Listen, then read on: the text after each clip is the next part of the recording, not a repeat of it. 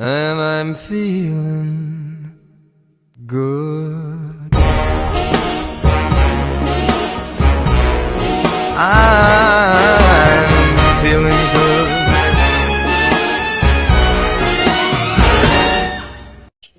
তে চোখ দিয়ে ইশারা করে সামনে দেখায়। জাঙ্কুক পিছনে তাকিয়ে দেখে তাই। হ্যাঁ, আমি তোর কাছে ক্ষমা চাইতে এসেছি। তে আমার ভুলের জন্য আমি তোমার কাছে মাপ চাইতে এসেছি। এটা আবার কোন নাটক শুরু করলেন? তে সত্যি অনুতপ্ত।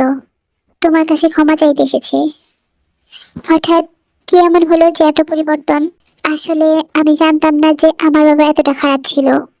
তিনি এত মানুষ ও জিনদের ক্ষতি করেছে। আমার মা আমাকে বলেছে যে আমার বাবাকে তারা হত্যা করেছে শুধুমাত্র রাজা হওয়ার জন্য। এটাই বিশ্বাস করেছি। চাচা জান আমাকে বলেছিল সবটা, কিন্তু আমার বিশ্বাস হয়নি। তো এখন কিভাবে বিশ্বাস হলো? কাল আমার বাবার শক্তি লাভ করার পর সব সত্য আমার চোখে ভেসে ওঠে। উনি আমার বাবা, এটা বিশ্বাস করতে আমার কষ্ট হচ্ছে। আমি আর যাই করি না কেন খারাপ কাজের সঙ্গ দিই না।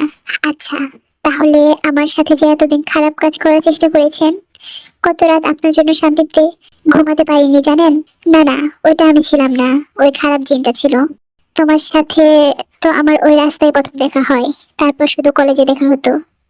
সত্যি বলছেন? হ্যাঁ তে, ও সত্যি বলছে। কাল ও আমার বাবার কাছে ক্ষমা চেয়েছে, তাই বাবা আমাকে ডেকেছিল। আই এম রিয়েলি সরি তে, প্লিজ ফরগিভ মি।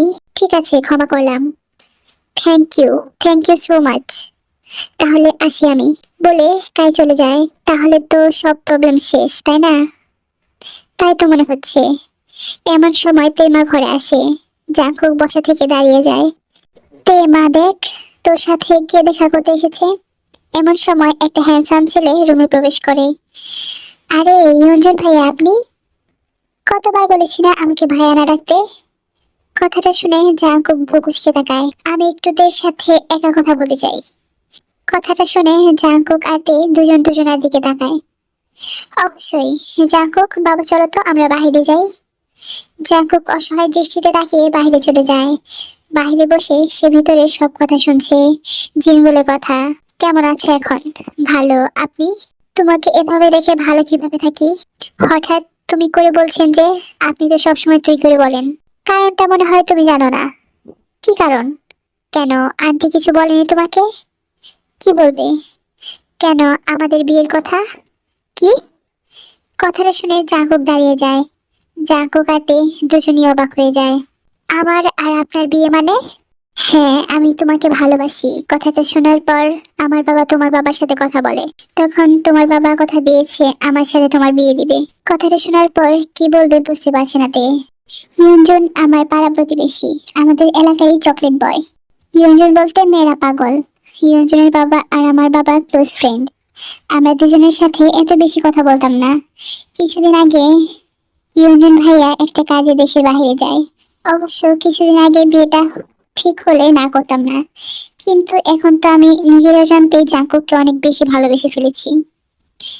এত কি ভাবছো? আসলে আমি মা বাবার সাথে কিছু কথা বলতে চাই। ওদের একটু ডেকে দিবেন please? Why not, of course.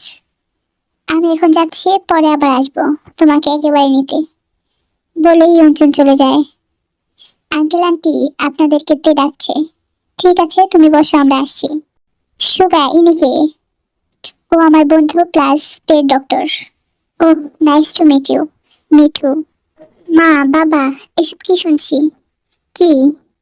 আমার আর ইয়ঞ্জনের বিয়ে মানে? কাল তো তোকে আমি এই কথা বলার জন্য এসেছিলাম, কিন্তু তুই উল্টো পাল্টা বলে বের করে দিয়েছিস। মা, আমি বিয়ে করতে চাই না। কেন? তুই কি কাউকে ভালোবাসিস? কি বলবো আমি যে কাকে ভালোবাসি, একটা জিনকে? না বাবা, আমি আরো পড়ালেখা করতে চাই। ওরা বিয়ের পর তোকে পড়ালেখা করাবে। কিন্তু বাবা। কোনো কিন্তু নয়, বিয়ে তোমাকে করতেই হবে। দেখ মা, তোর এই ঘটনার পর সবাই নানা ধরনের কথা বলছে। তাছাড়া ইয়ঞ্জনের মতো ছেলে তুই কোথায় পাবি বল, যে সবকিছু জানার পরেও তোকে বিয়ে করতে চাই? মন খারাপ করিস না, কালকের পরের দিন তোর বিয়ে। কি, এত তাড়াতাড়ি বিয়ে মানে? হুম, এখন শুধু কালিমে পড়িয়ে বিয়ে হবে। তুই পুরোপুরি সুস্থ হলে তারপর অনুষ্ঠান করব। কিন্তু মা। আর কিন্তু না মা, রাজি হয়ে যা। কি কি বলবে কিছুই বলার নেই, শুধু চোখ দিয়ে পানি পড়ছে। কিছুক্ষণ পর জাঙ্কুক আসে। আন্টি, আজ আমি আসি, অনেক রাত হয়েছে। তোমাকে যে কি বলে ধন্যবাদ দিব। না আন্টি, এটা তো আমার কর্তব্য। কয়দিন পর তের বিয়ে আসবে কিন্তু।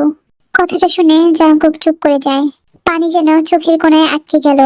জাঙ্কুক তের দিকে তাকিয়ে দেখে তের চোখে পানি নিয়ে জাঙ্কুকের দিকে তাকিয়ে আছে, কিন্তু জাঙ্কুক কি বলবে কিছুই বলার নেই। জি আন্টি বলে জাঙ্কুক চলে যায়। তের দিকে তাকায় না, তে শুধু ওর দিকে তাকিয়ে থাকে। সবাই চলে যায়, তে বিছানায় শুয়ে কাঁদছে।